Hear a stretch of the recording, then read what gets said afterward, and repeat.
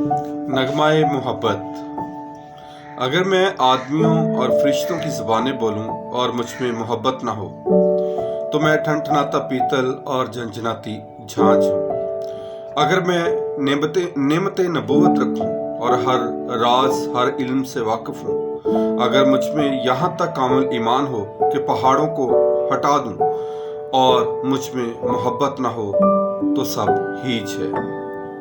और अगर अपना सारा माल मस्कीनों को खिला दूं या अपना बदन जलाने वालों को दे दूं और मुझ में मोहब्बत ना हो तो मुझे कुछ फ़ायदा नहीं है। मोहब्बत साबर है, मुलायम है।